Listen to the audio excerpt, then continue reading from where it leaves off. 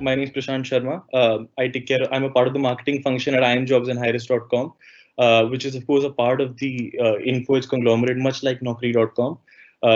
This webinar is the beginning of a series that we're trying to host to help the HR fraternity as well as the job seeker community to ensure that we, at any point, are always prepared and a step ahead in these pandemic times. We today have the pleasure to launch this series with two wonderful and extremely seasoned panelists.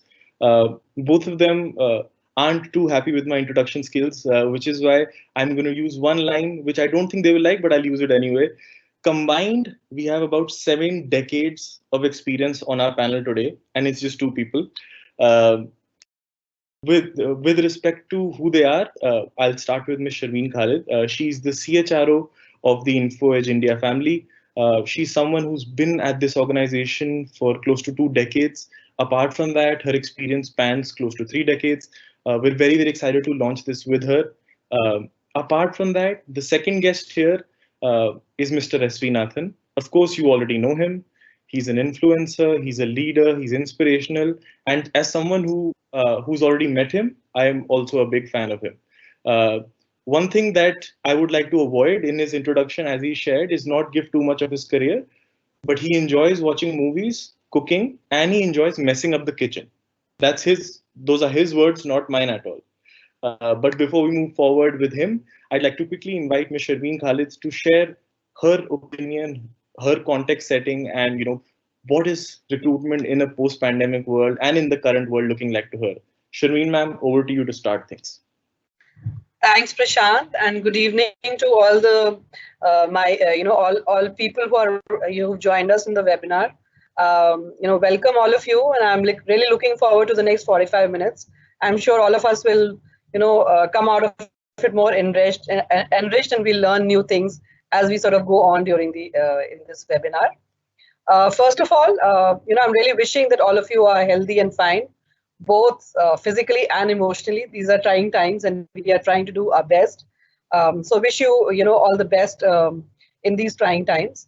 Now, I would just like to begin with a term that we heard of, some of us or most of us would have heard a few years ago, which is, a VUCA world. And never did we imagine will take this shape and form in the form of this pandemic. VUCA, as most of you would know, is volatile, uncertain, complex, and ambiguous times. But COVID sort of redefines this term as well, and this is a new level that we have seen. Being the eternal optimist that I am, I think this will open up a host of opportunities as well. While of course there's like a lot of grim news as we see in the industry. Companies are shutting shop. Businesses are a lot of businesses have come to a standstill. Companies have are like sort of either cutting salaries or freezing hiring, and they're asking people to go and so on and so forth. So right now it looks grim, but we will all emerge stronger from this, and I'm sure there'll be many new opportunities which will get created in the form of new businesses, new services, new products. So I mean, basically the question for us as individuals and as part of the recruitment fraternity and the HR fraternity is, how do we seize the opportunity and make the most of it? Coming to some of the trends which are very visible, to some of them are visible, some of them are right now feeble signs, but maybe they'll take shape and form as we go along. Like I said, is while some companies will suffer, or at least temporarily, a lot, but there'll be companies whose business will actually grow manifold because of the COVID. Like for example, we are doing this on Microsoft Teams. There is Zoom, there is Big Basket, there's Amazon, there's Microsoft, etc., etc. All these technology-enabled companies, all these e-commerce companies will benefit. Healthcare, pharma, etc. All these companies could benefit from this kind of a. So they will have many more opportunities than pre-COVID. Secondly, there'll be some companies for whom it'll be business as usual, like your essential services companies, your consumer companies, like Dabur or HLL, etc. And of course, there's the third lot, which is hugely impacted. So I mean, there are, so I mean, this is how the landscape completely has changed, just in the, in 40, 45 days. Secondly, I think hiring will become more and more digitized. We were toying as HR professionals with some of the things like virtual career fairs or virtual hackathons or video interviews or online assessments or video assessments. All this will move to the next level, and a lot of things will move sort of digital.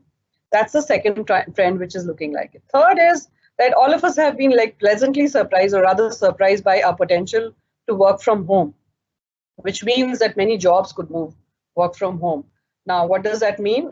It means that some of the locational constraints that we have while hiring might those lines might blur away. What stops, let's say, a call center company, from sort of onboarding a person in that person's hometown in Jamnagar or Jaipur or Agra for that matter, and why call him or her all the way to Gurgaon and make him or her stay in a PG accommodation if they can, they can be enabled online at their hometown. Secondly, because of this work from home, basically maybe the employer-employee relationship could become more transactional in nature, more contractual in nature, which means that gig economy sort of could really sort of accelerate the whole gig economy, because people will be available for a particular contractual assignment, and that's it. And some of the companies which are struggling because they have been hugely impacted, they might want to instead of sort of just firing people, they might want to outplace those people. So that's an opportunity. They might also want to upskill and reskill their people who are surplus, and they might want to use them in other parts of the company. So these are some 5 or 6 trends which are looking like reality in the new COVID or post-COVID world, which is food for thought for us in the recruitment industry.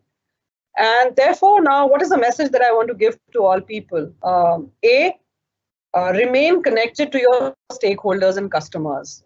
If you think that there are no hiring happening, so I might as well sort of not call up my stakeholder, not remain connected. But please remember that new opportunities will emerge only if you're connected to your stakeholders and customers, and you hear from them firsthand that this is what they need, and these are how this is how their requirement has changed, be it hiring or any process related to manpower. So just be connected to them and just keep. Secondly, I'm sure there are some difficult positions or difficult roles that you have. Can you build an active pipeline for those kind of candidates? Reach out to people who you could never ever have thought of reaching out to, and build an active database that if the moment hiring opens, you have a ready pool of people available and you could sort of fill those roles. Thirdly, for placement consultant companies, could they actually sort of look at outplacement as an opportunity? Fourthly, this is an opportunity. This is the time to reskill, upskill yourself. Maybe you were an excellent sales recruiter. Would you like to try tech recruitment? And during these times when we know that this is what is going to be, I mean, maybe more tech roles will be available. So would you like to reskill, upskill yourself? And lastly, yeah, I mean, broadly basically upskill yourself in other types of hiring. See if you can sort of do some, the spring cleaning. Look at things which you have put on the back burner. For example, my own hiring team has done a wonderful job of rewriting all the JDs, doing a wonderful job of putting up a new career site, spending their time in employer branding, spending some time in redefining the IGP process and stuff like that. So there are a lot of processes which you can sort of work on during these times. So yeah, I mean, net to summarize, it's a whole lot of possibilities, and let's look at them as possibilities with a positive frame of mind. Right. I think I'll take it forward from there. Thank you so much for sharing that, Sharmeen. I firmly believe that in any situation, what you said in conclusion is such a fair point, that let's see these opportunities and let's see it in a positive light. Which is now, I'd like to move on to the next positive person that I know is also on the call, Mr. S.V. Nathan. I'd like to invite you in to share your two bits, your 2 cents on how you've been dealing with this on a personal level as well as an organizational leader. Over to you, sir. Uh, Thank you so much, Prashant. I first of all, I want to thank you and your firm for organizing this wonderful webinar. Want to thank all those who are on the call today. It's a Friday, and certainly we didn't want this at between 5 and 6. But as many things you will realize, or would have realized by now, that this work from home business, uh, it works, but sometimes we don't know our boundaries. So pardon me for that. So talent acquisition 4.0, or in its new avatar, what I'd like to talk about is a very simple structure, and I will just call it IPS. IPS is very easy to remember. So you can also talk about IAS and IPS, and I'm going to introduce both these to you. I is for innovation. So you will find that there's a lot of things that's happening around.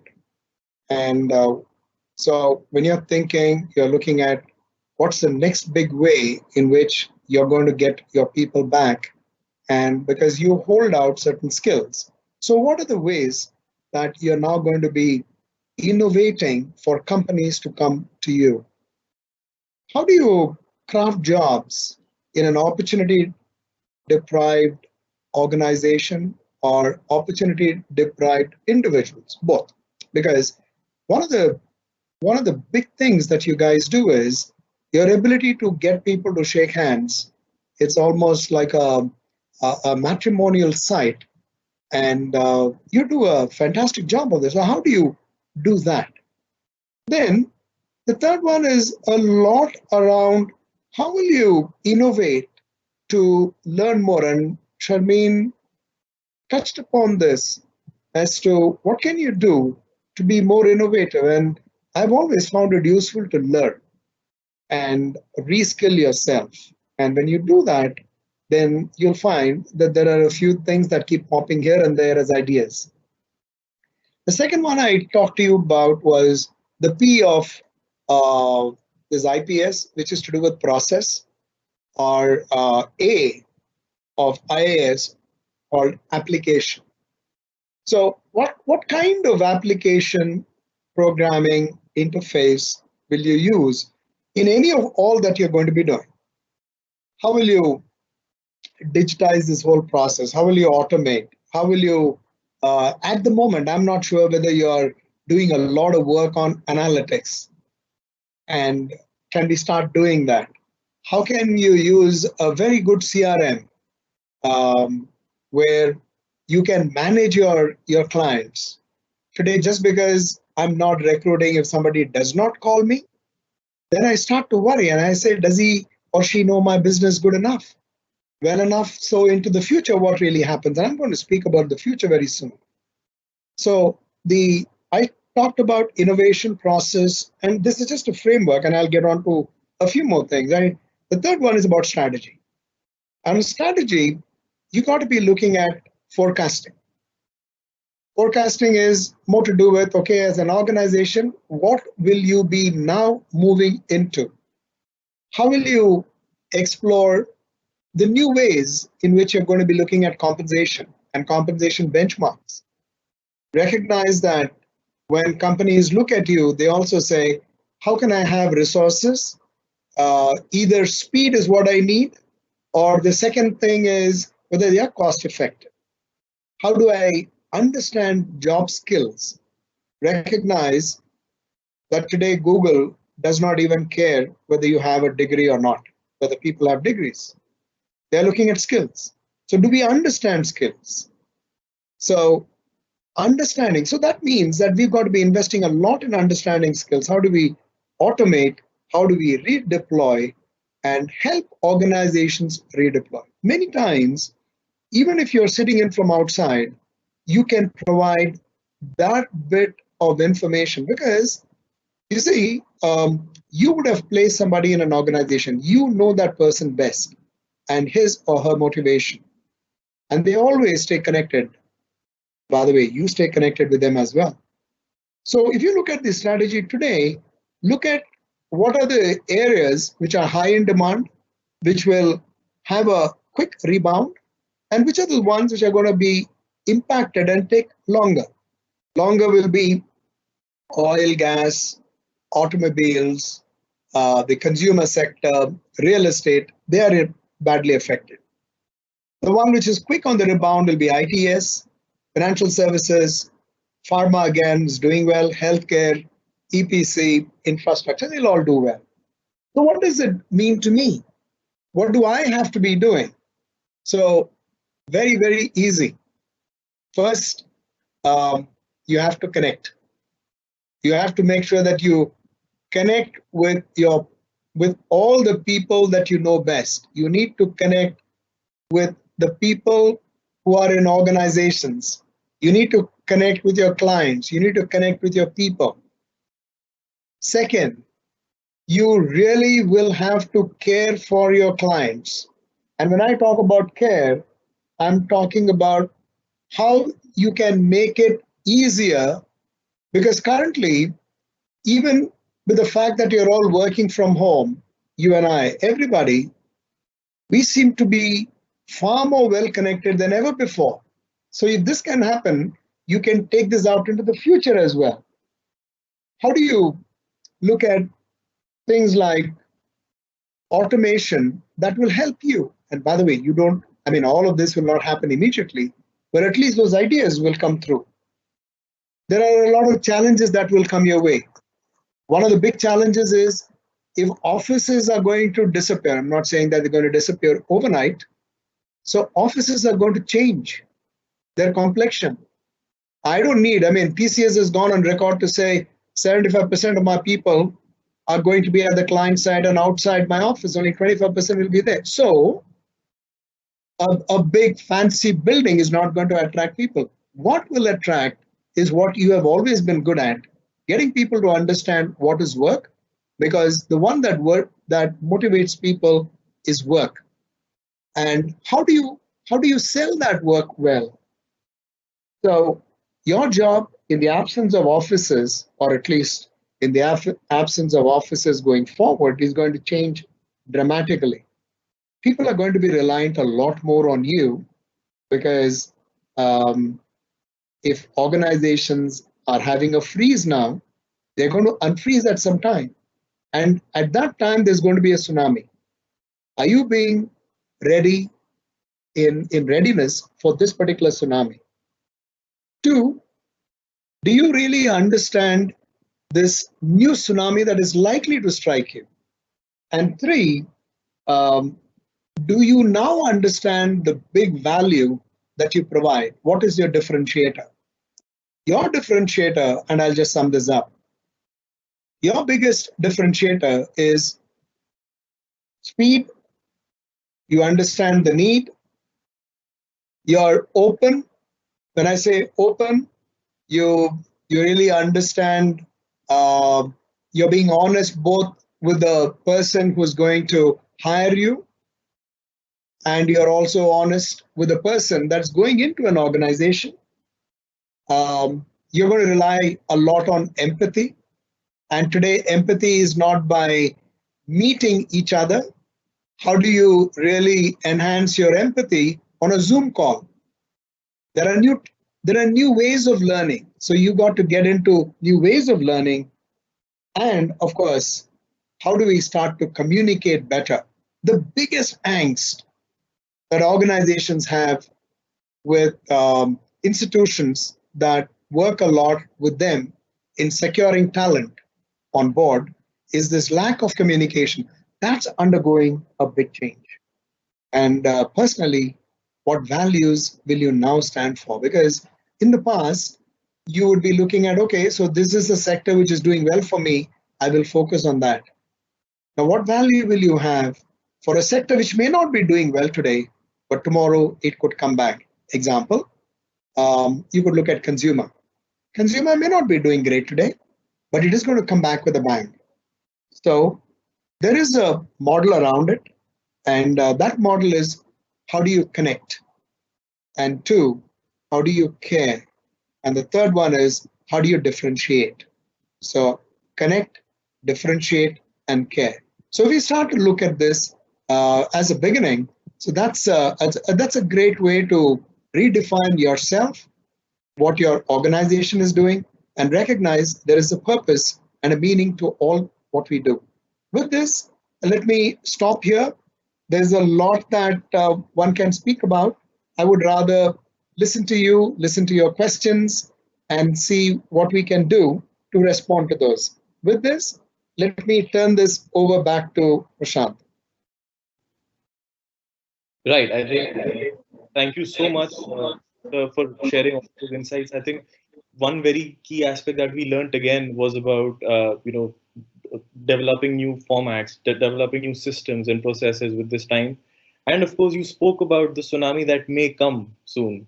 So we're not just focusing on what's been going on, we're also looking ahead at this webinar. And that was one of the main reasons why we wanted to do this. Quickly, I think it would be my pleasure to look into the questions that were shared. When we focused on sharing the registration links with all the folks, all the wonderful HR fraternity that we have, within our networks, we got some wonderful questions. And while we weren't able to take all of them because there were close to 250 questions. Now, 250 questions I cannot take and I cannot share with the wonderful panelists within 1 hour. But what I will ensure is we've tried to categorize them in different sections, and that's how we'll move forward. Firstly, I think the first aspect that we will be touching upon is something that was already discussed briefly by both, which is defining the new normal. Now, when I talk about defining the new normal, a question came to us from Mr. Harmeet, who is part of the HR function and talent acquisition function and automation anywhere. He says how the new normal would look like in terms of candidate availability to relocate, understanding skills, and team working remotely. How can TA action for these new business critical needs? I'd like to put this to Sharmeen, ma'am. I think she did touch on it briefly, but I think we love for it. If you could dive a little deeper, because you spoke about teams working remotely and the candidates' availabilities to relocate. Does this change that dynamic as well? Over to you, Yes, ma'am. yeah. So basically, am I audible? Yeah. Okay. So I think what's most likely to happen right now is because the situation is such, candidates for some time at least will be wary of moving locations, especially if they're in the green zone and the position exists in the red zone, or some people will take their time in sort of deciding to move cities and locations. So that's going to happen at least in the near to medium term. And also, like I mentioned, work from home is working pretty well. Now, depending on the type of organizations, these norms could change. And if they have found that work from home is a success for them, companies will be willing to relax rules around, relocation, etc. And this is actually good news for recruiters because they have, the talent pool really multiplies, and they have many more people to talk to for a particular position because the location constraint goes away in many jobs. Yeah, and secondly, like I mentioned, even jobs like processing, back-end processing, ops, and like Mr. Nathan mentioned, TCS has said that they will move a lot of those jobs either to client or work from home. So relocation is going to only reduce, is my sense, unless those are physical jobs which are factory based, etc., or R&D based where you have to be in a lab and stuff like that. Relocation is going to get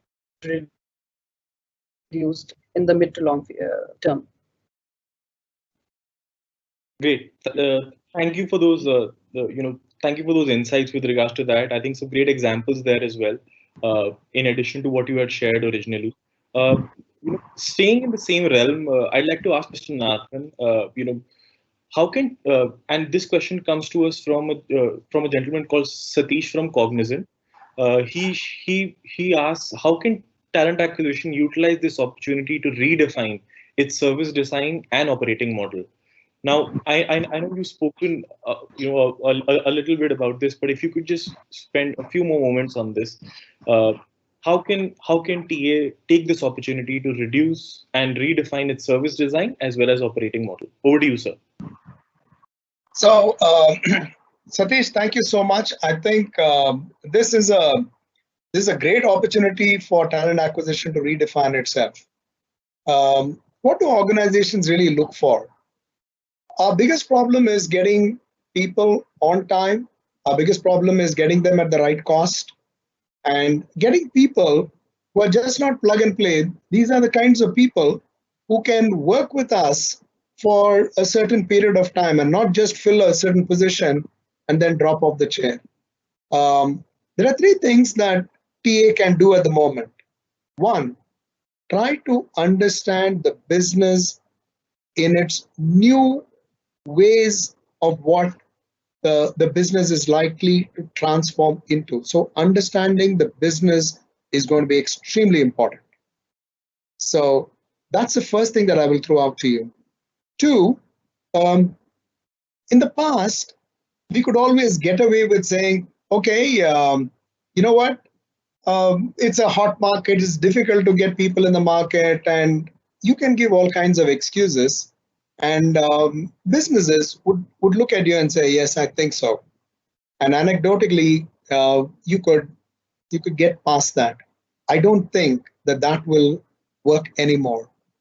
I think people will be looking at you to really and truly understand beyond the business, what is it that you'll be able to provide which is available in the market.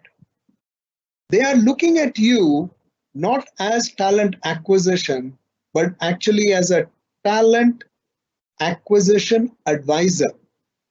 That these are the sets of skills. So you need to, which is the third point I want to get to, is you need to know your market really well. So beyond the social intelligence, the talent intelligence is the one that's going to be your edge.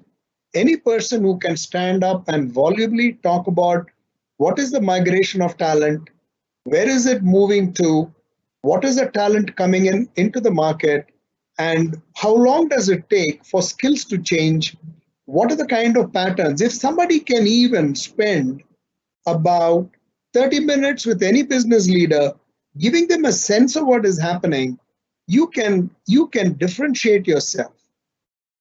Today, many of us in talent acquisition are more like a person who says, okay, I've got an order to take for recruiting, let's say 100 people, and I have secured all the 100. My hit rate is 100. My conversion is 98. The conversion to, so, and then we feel very smug about that. That's all going to change. All going to change. So when people are not recruiting right now, there's a squeeze. And when again the market is going to open up, today you will get to know who are the people out there who are stranded and strapped for opportunities in organizations. You would know them. And you know what kinds of skills available. So you need to pull all your advisory skills together. That's going to be important for us. Thank you, Satish. Great. Thank you so much for sharing that. I think, like Satish shared, you've given him a very pointed answer with regards to proper steps that he can, also try to look at. Again, I think if we continue to look at this as an opportunity, it benefits everyone greatly. So thank you for bringing that point back again. Now, before, since there's a lot of conversation about the usual workforce and everything, I think now would be a great opportunity and a quick opportunity for us to take a quick look at a different kind, of workforce, which is the gig economy and recruitment consulting, focus. Now, at this stage, we've discussed a lot of things, but I think one thing at the forefront is the gig economy might have a huge role to play in the times to come. Which is why my first question, on this topic goes to Sharmeen ma'am. We received a question from Priya from Manpower Consulting. She asks, how can recruitment consulting firms reinvent themselves to add more value to clients? I think since hiring may have taken a little bit of a hit, a lot of recruitment consultants. And by the way, I just want to ensure that you are also on the same page, so that that we've got a major quantity of attendees also available from that industry. So which is why Sharmeen ma'am, I'd love to ask you, Priya's question: how can recruitment consulting firms reinvent themselves to add more value to clients? Yeah, I think that's a very relevant question, and my full empathy to the entire recruitment consultant fraternity. I mean, most of the recruitment consulting firms, which are small and mid-sized in nature, they either work with very few clients, or they work with a certain type of industry or the certain type of functional skills. So some of them must be badly hit, because maybe the whole business is nothing is happening in their client segment, or in their in their vertical. And even if it is some things are happening within those clients, maybe those are not the skill sets on which they are they have trained resources. So we will go back to the point that both Nathan and I have been making, that this is the time to reskill and upskill. I really don't understand when people say that, oh, this person, this recruitment firm or this recruiter does this kind of hiring very well, but doesn't do the other kind that well. I think people will have to reinvent themselves and look at the bigger picture, try to understand that if where is the hiring that which means, if that means connecting with the people who know that industry well, if that means just sort of do a lot of online research is available right now. One can find what are the various what does a particular industry entail. So trying to upskill, trying to sort of make yourself an expert in areas in which hiring is happening. That for sure is a change. Second, I think also is that I think outplacements will happen. Now, can recruitment consultants actually become or sort of morph into outplacement agencies, in which they say, look, you have got 100 or 200 people to sorry, lay off, and we will help sort of place these people, and they charge the companies per hire or whatever they make for that particular company. Sorry.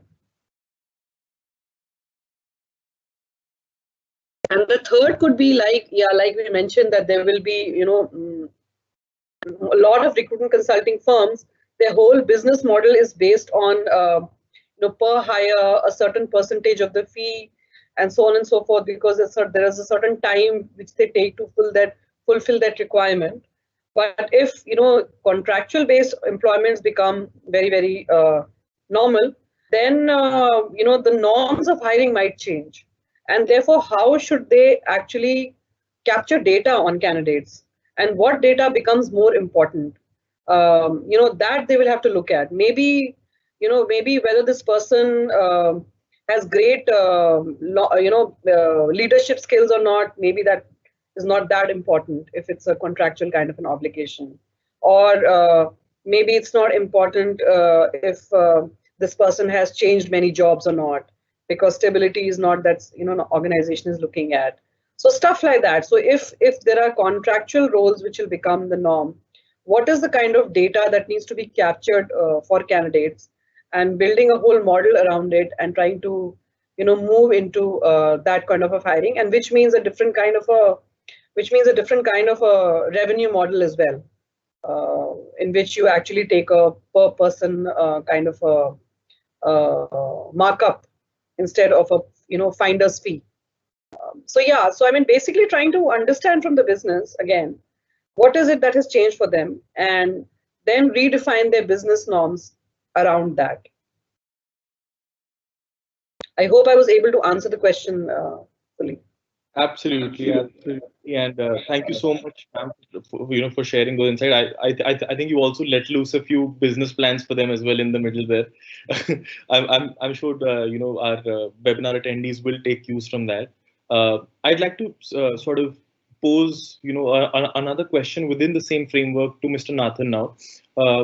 Ashutosh from Randstad asks, as work from home becomes the new normal, will this nudge more organizations towards the gig economy, especially for white collar professionals in technology?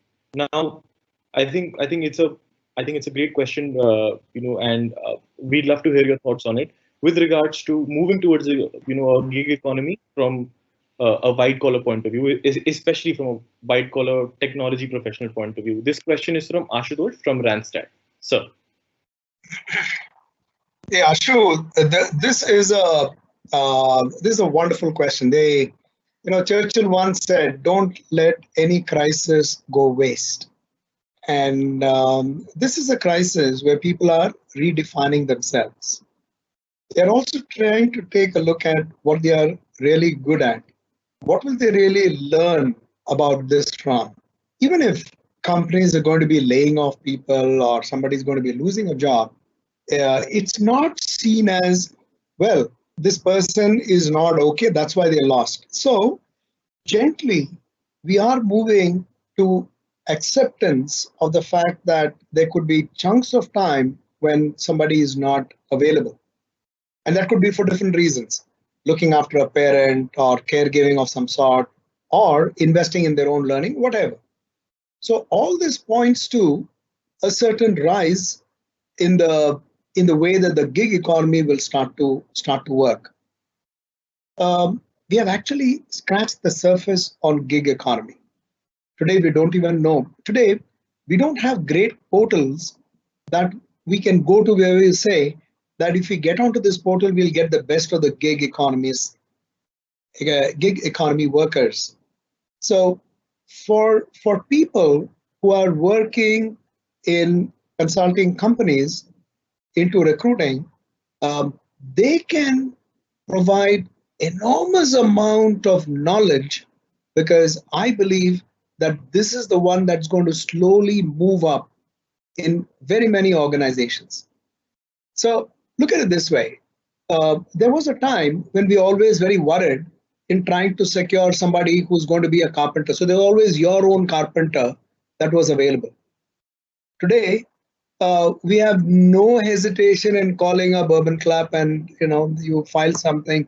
The whole thing is automated, and there's always even a feedback that's given, and based entirely on that, that person could be paid, or you could even get a refund.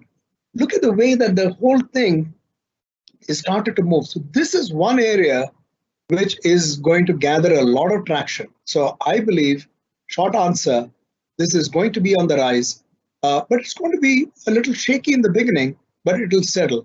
And there's going to be a lot of opportunities, because if you know that and by the way, there are a lot of people who don't want to spend the rest of the time working in organizations for long stretches of time. And if the very thinking is changing, and if you could work for shorter periods and get paid the same amount, why not? So expertise is going to be valued over time spent on a job. So how you turn around jobs. So I see this only moving. So gig is going to be on the upswing. It's going to have a shaky start, but I believe in the next 2 to 3 years, at least we will see the rise of the gig economy. I'm a great fan of the gig economy because I think at some stage, people who have moved away from a normal career and who have positioned themselves as consultants are the people who started the gig economy in the first place. We are now doing it and recognizing it more formally so now. Great. Back to you, Great. Thank you so much for that answer. That gets us into a zone where we've spent time talking about the gig economy, and what I did want to sort of go back to at this stage is something that it's a question that I will pose to Sharmeen ma'am.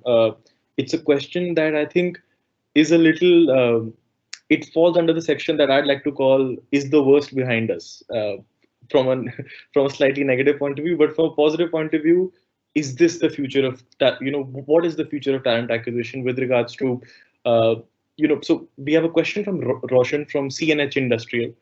He asks, while organizations may become conservative with external hiring, and may look for internal mobility for backfills, what are some areas you think the TA partner can do to add value to the business? Now, uh, I think that that's another question that a lot of talent acquisition professionals may be wondering, that how do we fit in the puzzle where internal mobility is being used and stuff.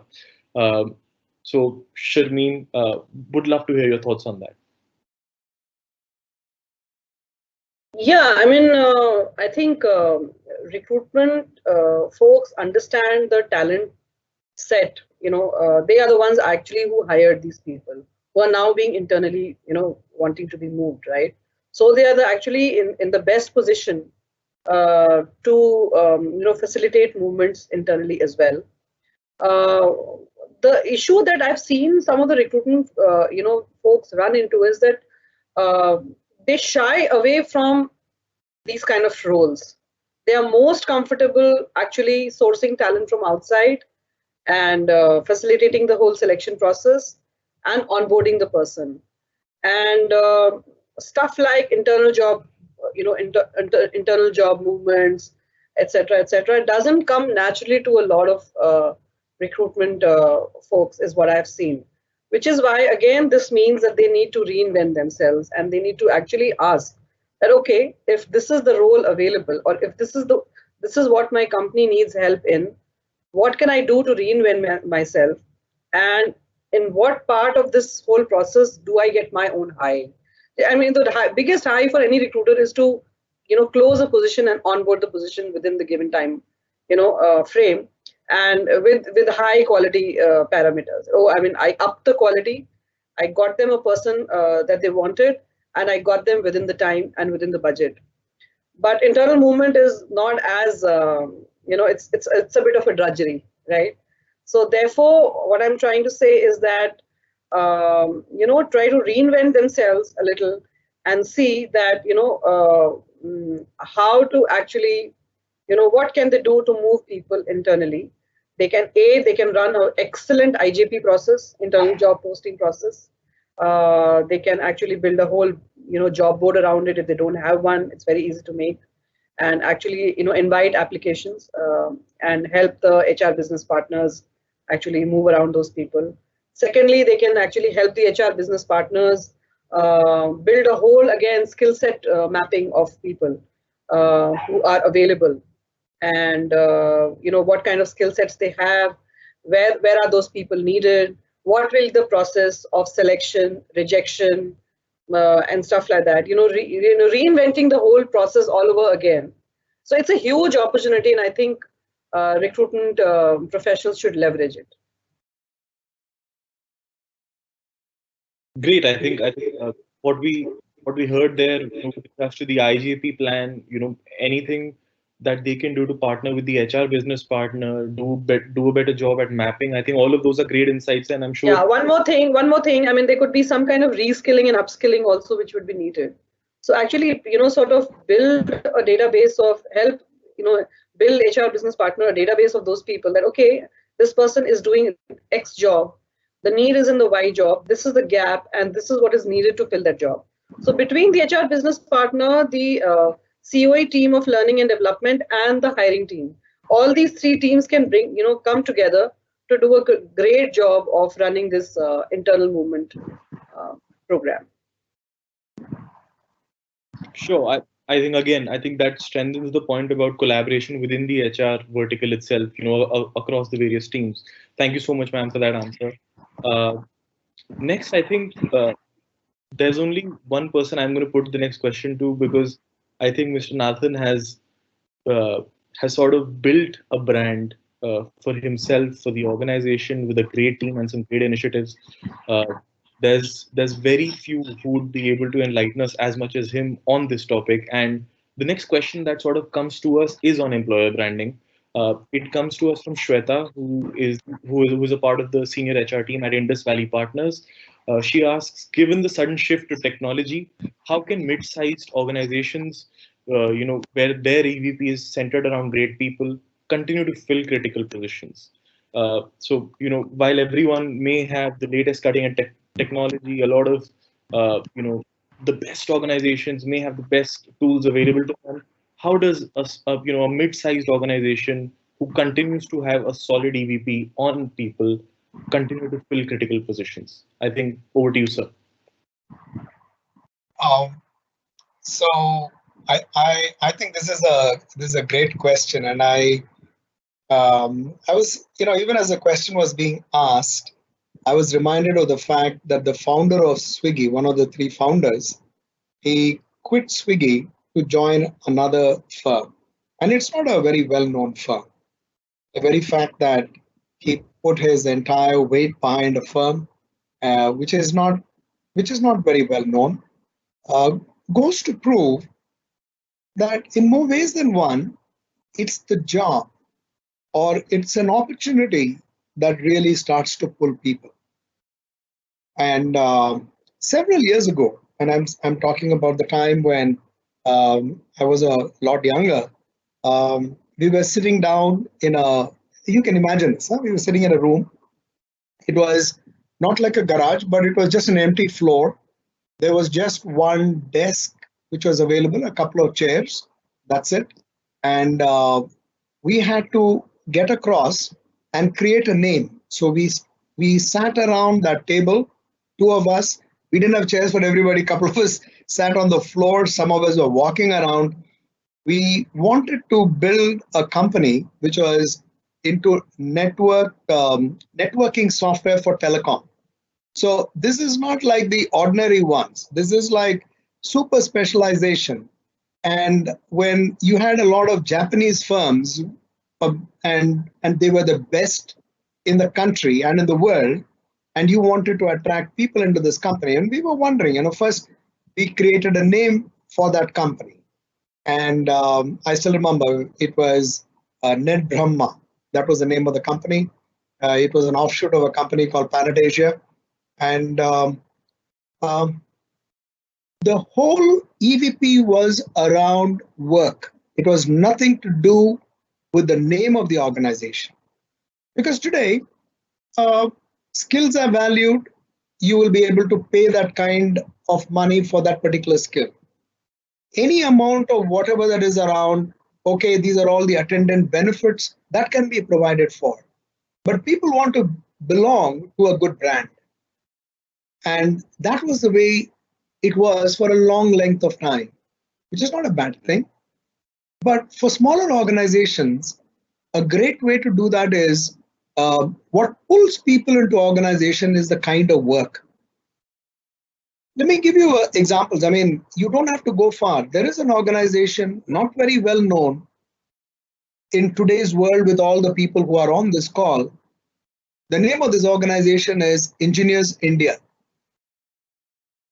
Engineers India, there are people who will give, I mean, if you go to some of the engineering colleges who understand the value of this particular organization, they will give the right arm to come and work for this organization.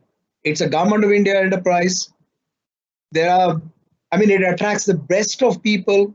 It's not like it can pay the best. It's not very well known. But why people go into such organization is work. They know that they are going to get the best of projects. They're going to be working with the best of the best minds that are available. And therefore, the only thing that we can do as part of the EVP is how do you build something which says, this is what you can create. In today's world, if you look at all the millennials, everybody wants to look at what is the purpose. And if we can define that purpose, get people to enjoin and conjoin in their efforts, then you would have something where people come in and say, I want to work for this mid-sized organization. I have been part of building up organizations, Indian organizations, and I know what it is because you're trying to bring in people and making an organization extraordinary, or bringing in extraordinary people into an organization with the hope that you're going to make it even better. So there are ways of putting all this together. It starts with defining work. It starts with defining the purpose and a vision. Once you put that vision out, then that compelling vision is what attracts people. Then the rest of it is a lot about the details. And then recognize that the biggest thing that happens in organization when you're trying to do all of this together is to have a good leadership team.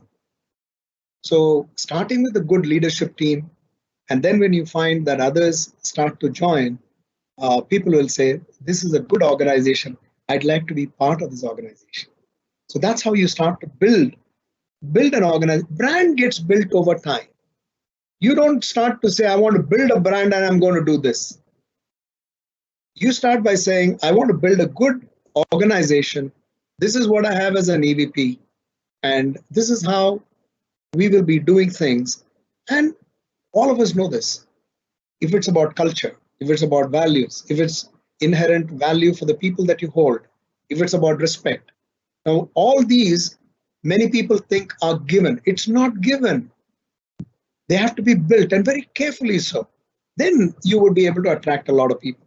And not to forget, at the end of the day, people will still want to make sure that it's a stable organization. It's not something that keeps changing hands. And there are people today who are quite okay to do that. But if it is part of your EVP, that's also fine. But it starts with defining what you wish to do and spending time.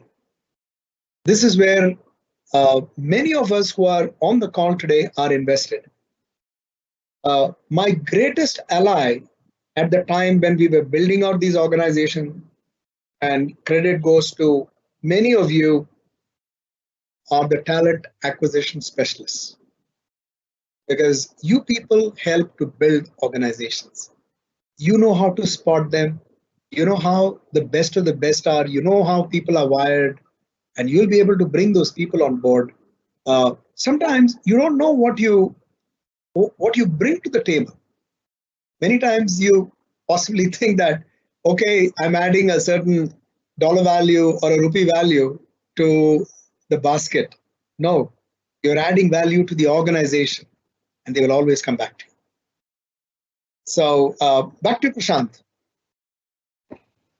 Great. I think thank you so much for those wonderful insights again. I think the last time me and you had a conversation, our conversations were about stories. So thank you for bringing one more story to this call as well. I think it was a lovely conversation about that story and how mid-sized organizations can actually achieve their target of building a brand over time. So thank you for that. We're just at the last one or two questions that we had planned. I'd just like to sort of tell the panelists as well that we've had close to 500 webinar attendees at all times that have stayed with us through a technical glitch, through any of my mistakes or anything that I've done wrong, and they've been there to support us through. So thank you to all the attendees as well. I will do a proper thank you for you guys again after these questions. But for now, just to sort of go to the last two questions, and firstly to Sharmeen ma'am. Ma'am, I wanted to ask you a question that comes in from Radhika, who's a part of the talent acquisition team at Indium Software. She asks, lack of personal touch could lead to a drop in acceptance ratio. How can we overcome challenges of e-hiring in an already slow market? I'd request you to just sort of give us an answer that can be crisp, and so that we can move forward to the next question as well. Well, I'd like to challenge that assumption, honestly, Radhika. Like Mr. Nathan also mentioned initially, that the concept of office itself is changing, right?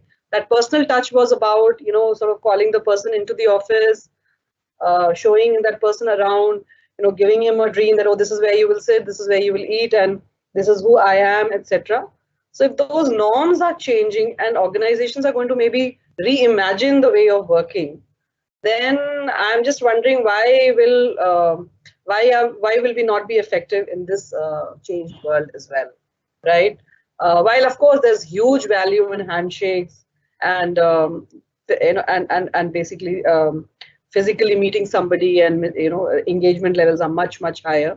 I don't deny that, but I'm just saying that if the whole sort of the whole system is changing, then I think there are honestly, I really enjoyed a digital birthday party that I attended for my friend's 50th birthday, right?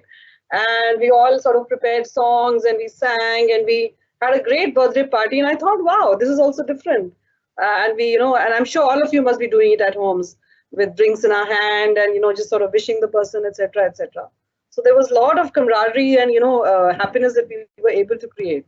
So I'm just wondering whether maybe we will be able to create the same in the digital medium as well. We need to be creative, we need to be innovative, and and the new ways of thinking and the new ways of doing things will help us reimagining this as well. For example, I mean, we have just onboarded some interns for our marketing and business roles from a lot of premium campuses. We've done a digital onboarding for them, and I think it's a great experience. I'm sure they must be feeling very happy. The internships, they were sort of honored. Like, unlike a lot of companies, we honored those internships, and now we are trying our best to actually, make the internship experience good for them and memorable for them, and of value to them. So similarly in hiring as well, new ways will emerge, and I'm sure they will be maybe we might be surprised, and maybe they'll be more effective. Great. I think not only did we get some steps, innovation, and a lot of those things, we also got a wonderful real life example that I'm sure if e-birthday parties can happen, I'm sure e-hiring should not be a problem as well, right? Thank you so much for that example, ma'am. In closing, we're at the last question, and while I would love for sir to answer this question, after the question, after the answer is done, I'd also love a closing remark from sir, because after the answer, we will have, the absolute end of this wonderful webinar. We've been able to do this well within time, despite the initial glitch. So, sir, the last question comes to you from a point of view of an individual recruiter, and I'm sure this is a question that a lot of recruiters might have. It's a question that I'm sure a lot of non-recruiters are also thinking. It comes from Monica from Reliance Industries. She asks, what are some of the new skills we should acquire to face post-COVID-19? Now, I don't think there could be a better question to bring everything to a closure to. So, sir, over to you. So there are some tried and tested stuff. I will tell you a couple of things that post-COVID is going to come to fore. The first and foremost are your digital skills. And what is a person on the other side? I mean, you're calling up somebody, but what we don't do very well is follow up. We don't close, whether the person is going to be in or out, the person does not know. And we keep people hanging. So can we start to build the second skill, which is even as important as the digital skill, is empathy. They will come back to you. There have been many, I mean, I have been a recruiter, by the way, just because some of us start to move into roles such as CHROs, recognize that all of us start, and Sharmeen is smiling because she also knows the kind of recruiting we all have to do at whatever levels that we have to do. But even every one of this, it's about empathy. People may not join you the first time. They're always very worried, but we've got to take people along the curve. So that's the second skill that I would urge you to start to build. The third one in the post-COVID world is you're watching people on camera. You're interviewing people on camera. Earlier, you could see people's hands. Today, you can't see people's hands. Why? Because you can only see up to, let's say, a person's neck, because that's all that is visible on the camera. How will you read the expressions? So you really will have to start to understand what is the voice of the unsaid, what is the unkahi. What is it that the person is saying? What is it that the person is not saying? And therefore, your ability to ask questions, your ability to seek the right answer is about asking the right question. So your questioning ability will have to get sharpened to a point where you're able to really read whether the person is in the room or on a voice call. It doesn't really matter. You will really understand that person. So some of the softer skills will have to be learned.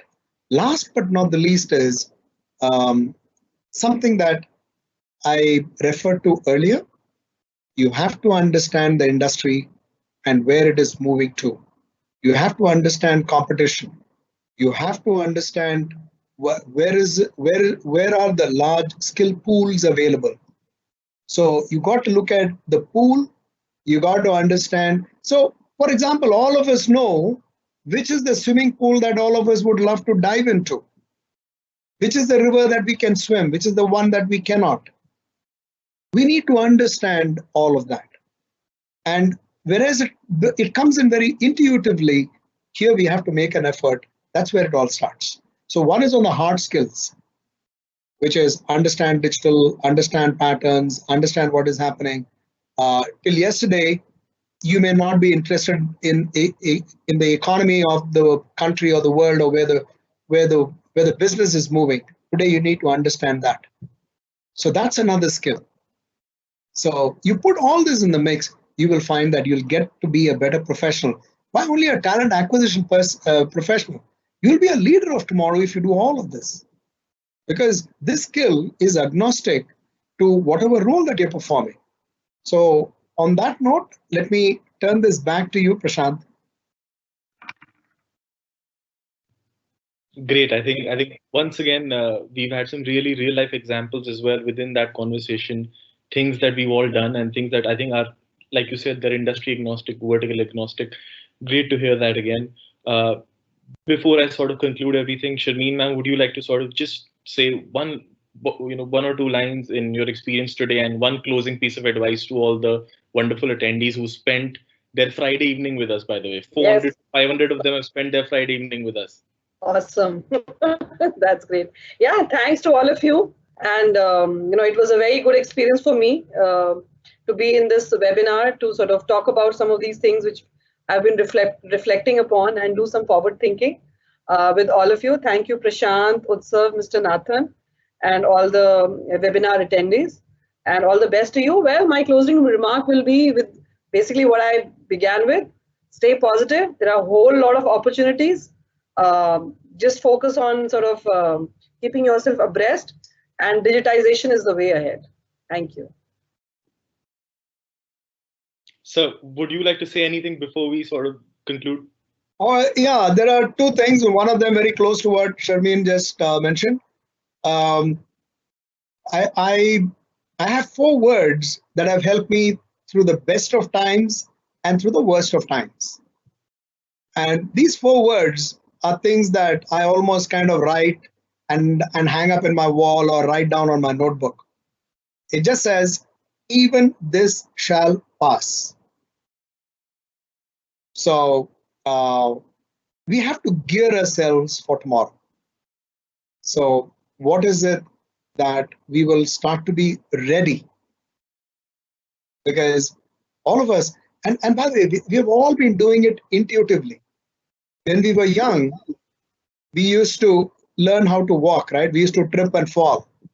Nobody taught us how to walk, but we started to walk. One fine day, we were wobbling along and we started to walk and then to run. We will all walk, we will all run. And by the way, we will all fall, we will again rise. So on that note, recognize that this is all but a cycle. The sun always sets only to rise again. All the very best. Thank you so much for attending. And I can't tell you how indebted I am to you, Prashant, and to you, Sharmeen, because the value that you bring in is the new thought. And that's what is required for the new age. Thank you so much. Thank you so much to both the panelists for sharing those wonderful insights. And now I speak to you, all the attendees. Thank you so much for spending your Friday evening with us. Friday 5 p.m. is probably the most unfortunate time that we could have picked. But as I've learned from this call, everything's an opportunity, and I think no one else tried this time out, and we did, and it's worked brilliantly for us because 400 to 500 is a great number of attendees, diverse industries, diverse verticals of HR. Thank you so much for joining us. Just before I conclude, I think it's very, very important that I let you know about the Step Up initiative by Naukri.com. It is an initiative that works on the job seeker side as well as the employer side. There's lots of features available to the companies who are looking to hire on the portal, as well as the job seekers who are looking out for jobs. You can find a lot of those details on the Naukri.com website as well. Feel free to write to us as well. As far as this webinar goes, this was the first in a line of many that we do plan to do. We've started it off with a slight technical glitch. Hopefully you all will forgive me for that, and we can move forward and do this again. Next time, I promise you it will not be a Friday evening at 5 p.m. We'll look at a different time as well, and I look forward to seeing all of you again. For now, from Naukri.com, Infoedge family, I am Jobs Hirist. We wish you a very, very safe and stay at home phase, within this pandemic. We wish you love and light. And thank you so much for joining all of us here.